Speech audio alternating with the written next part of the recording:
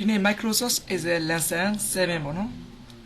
ဒီနေ့ဘာပြမှာလဲဆိုလို့ရှိရင်လာတွေအမီလေးတွေကိုဆိုလို့ဒီ Microsoft Excel ဒီ Excel ကိုအသုံးပြုလဲပြီးတော့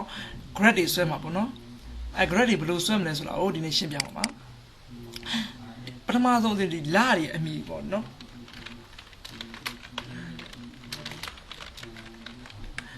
်လာပေါ့နော်ဒါလာဟိုမှာဥစဉ်မှာလာတွေထည့်ပြန်ပေါ့နော် January စရင်မယ်January ပြီးတော့ရှင်ဒီမှာဒီပေါ်မှာ select လေးတစ်ချက်ဒီ active ဖြစ်ပါလားနဲ့မောက်ကလေးကိုဒီမှာ handle လေးပေါ်မောက်ဆွဲတင်မယ်ဒီမှာလည်းဥစဉ်ဒီမှာ copy ကိုဆွဲပြလိုက်မယ်သူကလာလေးပေါ်တယ်နော်ပြီးတော့ရှင်ဒီမှာဝင်ငွေပေါ့နော်ဝင်ငွေဆို income ပေါ့ income ဆိုဝင်ငွေပေါ့နော်ဝင်ငွေမှာဝင်ငွေဥစဉ်ထည့်လိုက်မယ်နော်ဒါဝင်ငွေတွေအကုန်လုံးဖြစ်ပြီးသွားပြီပေါ့နော်ဝင်ငွေတွေဖြစ်ပြီးသွားလို့ရှင်ဒါgraph ဆွဲကျင်တဲ့ဟာကိုဒါဒီဟာ graph ဆွဲကျင်တာကို select ပေးလိုက်မယ်နော် graph ဆွဲကျင်တာ select ပေးလိုက်ပြီးတော့ဟိုအပေါ်မှာ file မှာ home ရှိမယ် home ပြန် insert ရှိမယ်insert ထဲဝင်မယ်နော်ဒီမှာ chart မှာဒီမှာ column ဆိုရှိတယ်အဲ့ဒီ column လေးကိုတစ်ချက် click လိုက်လို့ရှိရင်အများကြီးပေါ်လာပြီအဲ့ဒီကိုကြိုက်တဲ့ column တစ်ခုကိုယူလိုက်မယ်နော်ဒီ column လေးကြိုက်လို့ရှိရင်ဒီ column လေးကိုယူလိုက်မယ်ဒီမှာ column လေးပေါ်လာနော်ဒီဟာလေးကိုရွှေ့ကျင်လို့ရှိရင်ဒီဇက်အကွက်ကလေးပေါ့နော်ဟိုရွှေ့ကျင်လို့ရှိရင်ဘေးနားကိုဆွဲရွှေ့မယ်နော်ဒီလိုကိုဆွဲကျင်ဒီပေါ်လေးကို mouse လေးတင်တယ်ဒီမှာ mouse ကိုဒီပေါ်ဆွဲတင်တဲ့အခါမှာမြားလေးပဲလေးနဲ့ပြနော်အဲ့လေးပဲလေးနဲ့ပြနေလို့ရှိရင်ဆွဲကျင်နေအောင်ဆွဲလို့ရတယ်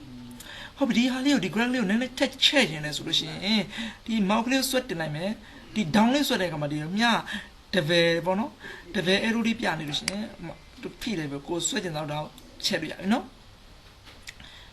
ခုတစ်ခါဒီအတွင်းထဲဟာရှိတဲ့ဒါဒီ graph ကိုအယောင်ပြောင်းနေခြင်းမှာ chart style မှာကြိုက်တဲ့အယောင်လေးထည့်လို့ရနော်နောက်ကဒီမှာအောက်ကနေအများကြီးအောက်ဆိုင်များလေးကို click လိုက်ခြင်းမှာအများကြီးထွက်ကြလာနိုင်မယ်အဲ့ဒီကနေကိုလိုချင်တဲ့စာတွေကိုပြောင်းချင်လို့ရတယ်ကိုကြိုက်တဲ့အယောင်ပုံစံမျိုးလေးကိုဒီမှာအယောင်တွေကိုပြောင်းလို့ရနော်နောက်ကဒီမြင်ကွင်းကိုဥစဉ်ပြောင်းမယ်ပေါ့နော်ဒီမြင်ကွင်းကိုပြောင်းမယ်ဆိုရင်ဟိုဒီမှာ chart layout ထဲမှာဥစဉ်မြင်ကွင်းကိုကြိုက်တဲ့မြင်ကွင်းတွေဥစဉ်ပြောင်းလို့ရတယ်နော်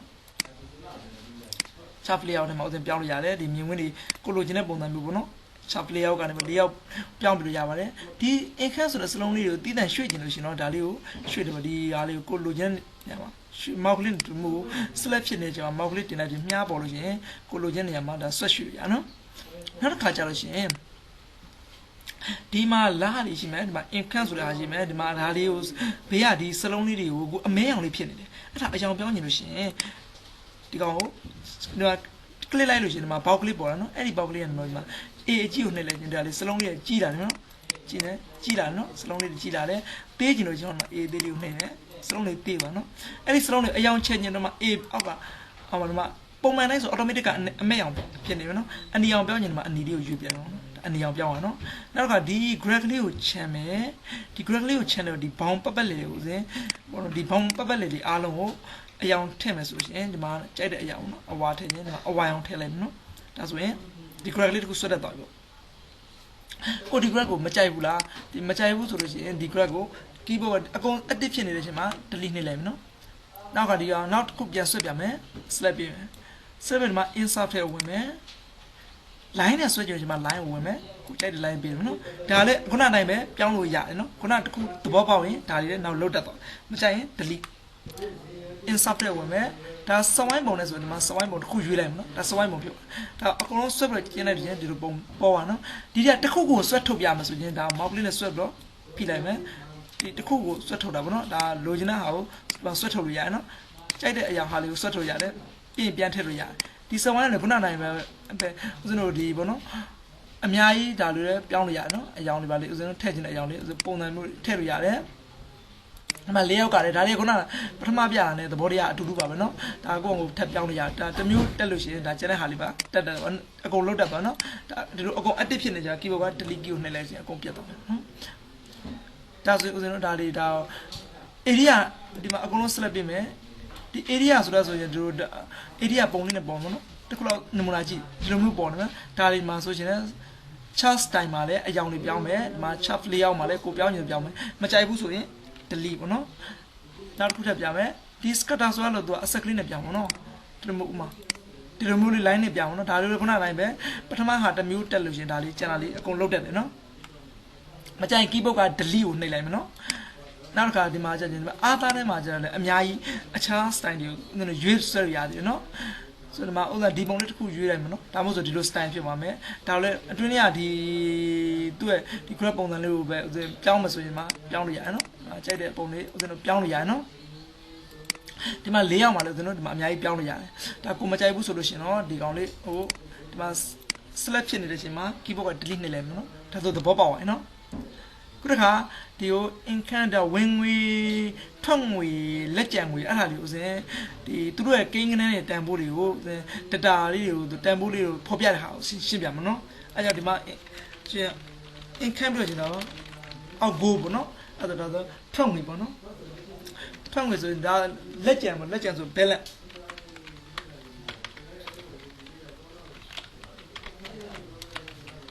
လက်ကျန်ငွေပေါ့နော်အဲ့ဒါဒီမှာအောက် go ကိုဖြည့်လိုက်မယ်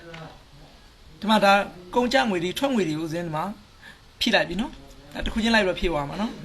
ဒါလက်ကျန်ငွေကြာချင်းဒါ formula လေးရေးလို့ရတယ်ညီမြပထမဆုံး formula ရေးမယ်ဆိုညီမြချင်းရေးရမယ်ရေးပြီးတော့ဒါဟိုတော့ဆိုတော့ဒါ B2 ပေါ့နော်ဒါ B2 ဆိုတာဒီကွက်ကိုပြောတာနော်ဒီမှာ B2 ကွက်ပါပြောတာ B2 အနှုတ်ဘာကောင်းဆို C2 ပေါ့ C2 B2 အနှုတ် C2 ဆိုလည်းပေါ့ enter ခေါက်လိုက်မယ်300ပြားနော်အဲ့ပေါ် mouse ကလေးဆွဲတင်လိုက်ပြီးတော့အောက်ကို copy ဆွဲချလိုက်မယ်အကုန်လုံးသူဖြည့်ပြီနော်အဲ့တော့ဒီကိန်းကနန်းလေးတွေကိုဥစဉ်ဒီဟာလေးတွေကိုဒီမှာ copy ဒီ income အောက်ကို balance ဆိုတာကိုဥစဉ်တစ်ဖက်ကိုပြန်ဆွဲခြင်းတော့အကုန် select ပေးမယ်နော် select ပြီးဒီပေါ်လေးကို mouse လေးဆွဲတယ်အပေါင်းလန်းတာပေါ်နေတဲ့အချိန်မှာ keyboard control key ကိုနှိပ်တာပေါ့နော်နှိပ်လိုက်ပြီးကိုလိုချင်တော့3ခွက်ဆို3ခွက်ပေါ့နော်လို့ဆွဲပြီးတော့ mouse ကိုအရင်လွှတ်မယ် keyboard ကိုလွှတ်မယ်ဒါဆိုမှ copy ဖြစ်သွားနော်ဒီ income ခွက်မှာဟောဒီတန်ဖိုးတွေပြအဲ့ဆိုဒီ income အကွက်ကလေးမှာတန်ဖိုးတွေကို data ဒီပေါ်ပုံစံမျိုးလေးနဲ့ပြမှာနော်သူတန်ဖိုးကိန်းကိုပြချင်ဒီမှာအင်းတော့ဒီကောင် select ပေးထားမယ် in software ဝင်မယ်ဟောဒီမှာ line ကိုတစ်ချက်ယူလိုက်မယ်နော်ယူတယ်ဒီမှာဆိုရင်မှာ data rate ပေါ့နော် data rate မှာဆိုရင်ဒီမှာပေါ်ခြင်းတဲ့ဟာကိုရေးရမှာဒါဆိုရင်ဒါဆို B2 ပေါ့နော်ဒီကွက်က B2 ကနေလို့ဒီမှာ B30 ထိပေါ်ခြင်းလားဆိုဒီမှာရေးလိုက်မယ်ပေါ့နော်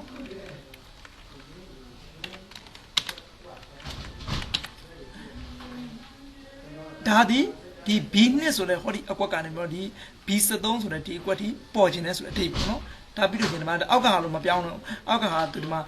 ဒီပေါ်မဲ့နေရာပေါ့နော်အဲ့ဒါကိုသူအောက်မှာပြပြီးသားပြီးရင် okay နှိပ်လိုက်ဒီမှာသူပြပဲနော်အဲ့လေဥစဉ် select ပေးတယ်အမောက်ကလေးအောက်ကို switch ချလိုက်မယ်သူကတန်ဖိုးတွေပြအောက်ကိုမှနောက်တစ်ခါထပ်ပြမယ်နော်အောက်ကိုဆိုတဲ့ကွက်ကို select ပေးထားလိုက်မယ်ဒီမှာ active ဖြစ်နေတယ်ပေါ့နော် active ဖြစ် insert ပဲဝင်မယ်ခုနကတော့ဒီ line ကိုတည်တယ်ဒီမှာ column ဆိုတာတစ်ခါယူလိုက်မယ် column နဲ့ခုနကတိုင်းမှာတခါဆိုရင်ဒါဆိုဒီမှာဆိုရင်ဒါ C2 ခေါ်မှာဒီကွက်ဆိုတာ C2 ကွက်ဒီ C2 ကနေတော့ C13 ထိတာပေါ်မှာဆိုတာဒီမှာရေးပြီနော်ရေးပြီရင် okay ပဲတယ်ဒီမှာတန်ဖိုးတွေဒီမှာပြကင်ဒါလိုဒီလို data နဲ့ပြလို့ရှိရင်အောက်ကို switch ချလိုက်မယ်နော် balance ဆိုတာဒီတန်ဖိုးတွေကိုလည်းဥပမာဒီမှာပြနေတယ်ဘယ်ခါကျဒီမှာ insert ထဲဝင်မယ်ဒီခါကျတော့ win and loss ကနေတော့ပေါ့နော်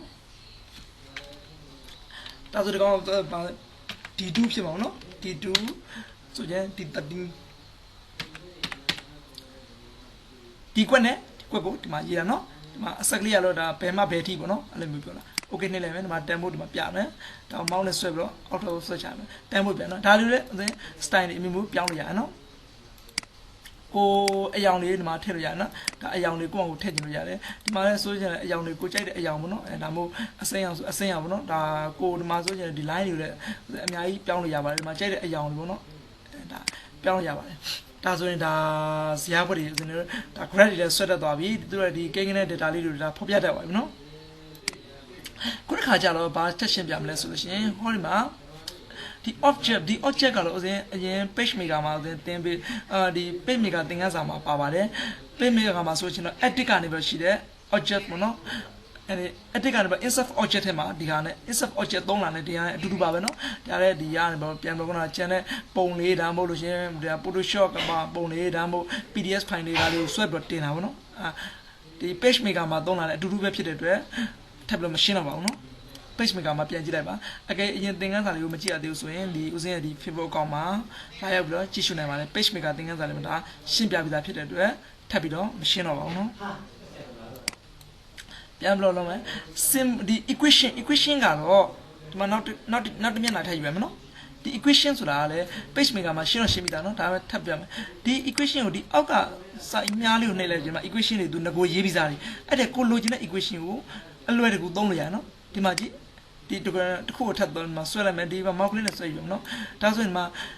ဒီဘောနော် a square plus b square equal to c square ဒါဥစဉ်ကအခြားစလုံးနဲ့အစားထိုးခြင်းတယ်ဘောနော်ဥပမာဆို a နေရာမှာ g square ဆိုရင်ဒီမှာ 0 နှိပ်လိုက်မယ်နော်ကိုအစားထိုးခြင်းတဲ့အရာကိုဒီမှာအစားထိုးလို့ရတယ်နော် g square တော့ h square ပေါ့နော်အဲ့လိုမျိုးကိုဖတ်ကိုအစားထိုးလို့ရတယ်ဒါဆိုသဘောပေါက်ပါနော်ဒီအပေါ်မှာရှိတဲ့ဒီအဆက်ကလေးဒီမှာမဲမဲဒီအပေါ်မှာအစိမ်းအောင်အဆက်ကလေးရှိတယ်အဲ့ဒီအစိမ်းအောင်အဆက်ကလေးဆိုတာဒါကို equation ကိုဒီလိုစောင်းလို့ရရတယ်ဒီလိုကိုလှည့်ခြင်းလို့လှည့်နေတာ rotate လုပ်လို့ရတယ်ဆိုတဲ့အဓိပ္ပာယ်ကိုသာပြနော်ဒါကိုဘောနော်ကိုထားခြင်းတို့ဒါပုံစံမျိုးဒီမှာဒီလိုအထောင်နဲ့ထောက်ရတာကိုကြိုက်တဲ့ပုံစံထောက်ရနော်မကြိုက်ဘူးဆိုတော့ဒီကောင် keyboard က delete နှိပ်လိုက်ပါနော်insert ပါမယ် equation ကတော့ဒါအစင်းနဲ့သုံးမယ်ဆိုရင် outside မြားလေးကိုသုံးပြီးရွေးပြီးတော့အစင်းနဲ့သုံးလို့ရတယ်နော်တကယ်လို့ကိုယ့်ဘက်ကိုထပ်လို့ရေးချင်တယ်ဆိုရင်တော့ equation ကိုကိုယ့်ဘက်ကိုတက်ရွေးမယ်ဆိုရင်ဒီမှာ equation ကိုအောက်ကဟာအောင်ဒီ equation ဆိုတာအပေါ်မှာကိုနှိပ်လိုက်ရင်ဒီမှာပုံစံပေါ်လာနော်အဲ့ဒီမှာတရားဥစဉ်လိုလေးဆွဲလိုက်မယ်ဆွဲပြီးတော့ဒီပေါ်မှာအဲ့လိုမျိုးဖြစ်အကုန်မှိန်းနေတာရေးလို့မရဘူးဒီပေါ်မှာချက်ချင်း select ပေးမယ် select ပေးမှဒီမှာဆိုရင် h ပိုင်း y ဒီလိုအပိုင်းငင်းတွေကိုရေးလို့ရပါတယ်ဒီမှာသင်္ကေတလေးလည်းရေးလို့ရနော်ကိုကြိုက်တဲ့ဟာလေးကိုဒီမှာဆန်းပြီးတော့ရေးကြရခြင်းဒါတော့ပေါ့အပိုင်းငင်းဆိုရင်အပိုင်းမျိုးနော်ကိုဒီတိုင်းအပိုင်းငင်းရေးချင်တာလားအပိုင်းငင်းဆိုတာဆိုရင်ဘာလဲဒါ y ပိုင်း h လို့ရေးချင်တာပေါ့နော်ဒါ y ပိုင်းတက်တစ်ချက်ခုံးနှိပ်လိုက်ကြနော် y ပိုင်း h ရေးမယ်ဆိုရင် y ပိုင်း h ပေါ့နော်ဒါဆိုရင်ဒါ y ပိုင်း h ကိုဒီမှာဒီဟာလေးကိုရွှေ့ချင်လို့ရှိရင်ကိုလိုချင်တဲ့နေရာကိုရွှေ့လို့ရတယ်ပေါ့နော်အဲ့တော့ y 8ဒီလိုမျိုးပေါ့ကိုယ့်ဘက်ကိုရိုက်တဲ့ equation တွေရေးလို့ရတယ်နော်ဒါမကြိုက်ဘူးဆိုရင်တော့ဒီပေါ်မှာ active ဖြစ်နေချိန်မှာ keyboard က delete နေရင်ဒါပြတ်သွားမှာနော်ဒါ equation တွေလည်းရေးတတ်သွားပြီ equation တွေရေးတတ်ပါဒီမှာ wafဆိုတာတော့ဒီ exam မှာဦးဇင်းတို့ထည့်ရင်စာတွေပေါ့နော်ဒါထည့်တာနမူနာပြပါမယ်အောက်ဒီမြောက်စိတ်ကလေးကိုတစ်ချက်နှိပ်လိုက်မယ်ဒီမှာစလုံးပုံစံအများကြီးပေါ်လာအဲ့ဒီကကိုကြိုက်တဲ့ဟာလေးတစ်ခုကိုရွှေ့လိုက်ပါနော်ဒီပုံလေးတစ်ခုဥစဉ်ရွှေ့လိုက်မနော်ရွှေ့လိုက်ပြီးတော့ဒီမှာဥစဉ်အမိလေးခြင်းမနော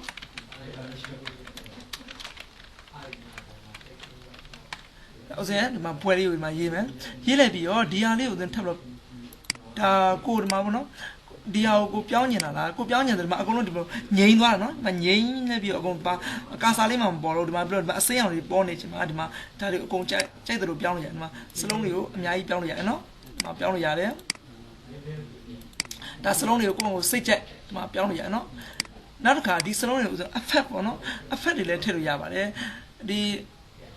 ်ဒီစလုံးတွေကို effect ထည့်မယ်ဆိုလို့ရှိရင်ဟောဒီမှာနော် effect အကွက်ထဲဝင်မယ်ဝင်လဲပြီးတော့ဒီမှာတရားကိုကြိုက်တဲ့ပုံလေးဒီမှာထည့်မယ်နော်ဒီမှာဆိုရင်ဒီမှာကြိုက်တဲ့ပုံဒီမှာဒါဆို sound တွေထည့်ချင်တာလားဒါမှမဟုတ်လို့ရှိရင်အဲ sound မထည့်ချင်လို့ရှိရင်ဒီမှာ sound ပြန်ဖြုတ်မယ်ဆိုလို့ရှိရင်ကိုဒီမှာတရားဆိုမထည့်ချင်ဆိုတော့ရိုးပြန်ယူမယ်နော်ဒီမှာ test effect ထဲမှာကိုကြိုက်တဲ့ပုံပေါ့နော်ကြိုက်တဲ့ပုံစံမျိုးတွေကိုဒီမှာအများကြီးရွေးပြီးတော့ထည့်လို့ရပါတယ်နော်အခုကကိုဝင်ပြီးတော့တစ်ခုချင်း click ကြည့်ပါကိုမကြိုက်ဘူးငကိုတိုင်းပြန်ထားမှာဆိုဒီမှာငကိုတိုင်းငကိုအကွက်ကိုပြန်ပြီးတော့ပြန်ရွေးပြရမယ်နော်ဒါဆိုကြိုက်တဲ့ effect တွေလည်းအများကြီးထည့်တတ်သွားတယ်နော်နောက်တစ်ခုကဒီကောင်ကိုနည်းနည်းထပ်ပြီးချက်လိုက်မယ်နော်ဒီစာဟိုဘောနော်ဒီအတွင်းထဲမှာဥစဉ်ဒီမှာတစ်ချက် click လိုက်မယ်နော် click လိုက်လို့ရှိရင်ဒီမှာပေါ်လာတယ်အဲပေါ်လာတဲ့ခါမှာဒီ box ထဲကလည်းခုနကလည်းဒီစလုံးကိုကြည့်ချင်လို့ရှိရင်ဒီမှာကြည့်လို့ရတယ်နော်ဒီမှာဘောနော်sorry ဒီဘေးကိုလွတ်နေနော်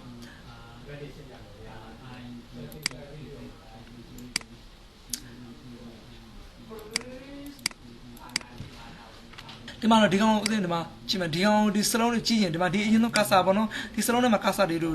မိတ်တုံကလေးဝင်သွားပြီဆိုရင်ဒီမှာတစ်ချက် click လိုက်မယ်နော် click လိုက်တဲ့ခါမှာဒီလိုမျိုးပေါ်လာအဲ့ထဲမှာဥစဉ်ဒီမှာပြောင်းနေရနော်ကြည့်ရင် A ကိုဒီမှာ A ကြီးဆိုဒီမှာစလုံးကိုကြည့်ပါမယ်ဒီကောင်ဘောင်ကတ်ချင်ဒီဘက်ကဘောင်နောက်မှအလဲကအလဲပေါ့နော်ဒီမှာအသေးဆိုရင်ဒီမှာကြိုက်တယ်လို့သိမယ်ဒီမှာစလုံးကအယောင်တွေလို့ဥစဉ်ဒီမှာကြိုက်တယ်လို့ထည့်မယ်နော်ဒီတစ်ခုလုံးအရင်မှာ select ဖြစ်တာမနော်အရင် select ဖြစ်လဲပြီးတော့ဒီမှာဆိုရင်ကိုအယောင်လေးလဲဒီမှာကြိုက်တဲ့အယောင်လေးထည့်မယ်နော်တခုလုံး select မဖြစ်လို့ရှင်တော့မရအောင်နော်အကုန်လုံးဒီအောင် select ဖြစ်နေရမယ်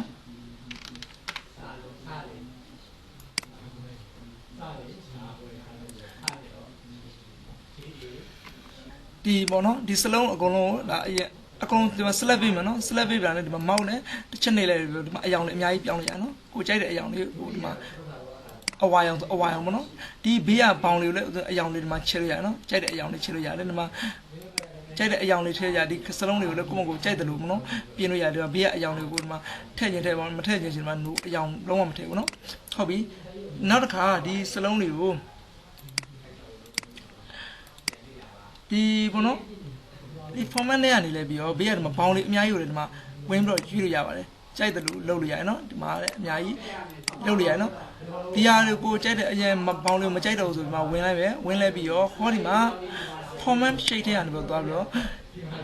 ဒီအယောင်ဒီ no ကိုပေးလိုက်လို့ရှင်ဒီမှာဒီဘေးကအယောင်ပြောက်အောင်နော်ဒီမှာအတွင်းထဲအယောင်ပြောက်တယ်ဒီဘောင်းမှာပြောက်ချင်လို့ရှင်ဟောဒီမှာ line မှာရှိတယ် line color မှာဒီမှာ no လို့ပေးလိုက်လို့ရှင်ဒါပေါင်းတော့ပြောက်အောင်နော်ဒါကို effect ထည့်မယ်ဆိုရင်လည်းခုနကတိုင်းပြန်တော့ effect ကလည်းကြိုက်သလိုထည့်လို့ရတယ်နော်ကိုလိုချင်တဲ့ effect တွေကိုဒီမှာအများကြီးထပ်ပြီးတော့ပြောင်းလို့ရတယ်အဝိုင်းပုံလေးဆိုလို့ရှိရင်လည်းအဝိုင်းပုံလေးပြောင်းလို့ရကိုကြိုက်တဲ့ပုံလေးကိုဒီမှာကြိုက်သလိုပြောင်းလို့ရပါတယ်ဒါဆိုရင်ဦးဇင်းတို့ဒါတော်တော်လေးကိုဒါဆိုစလုံးနေလဲဒါပြောင်းတတ်သွားပါပြီဒီသဘောတရားတွေဒါဆိုသိပါလို့ရှင်ဒါအများကြီးလောက်တက်သွားပြီပေါ့နော်ကိုစိတ်ကူးရှင်ရှိသလိုဒါထွင်လို့ရပါပြီအဲဆိုဒီနေ့သင်ခန်းစာကိုဒီမှာပဲနားလိုက်ကြရအောင်နောက်နေကြမှာဦးဇင်းအခြားသင်ခန်းစာလေးကိုထပ်မံပြီးတော့တင်ပေးပါမယ်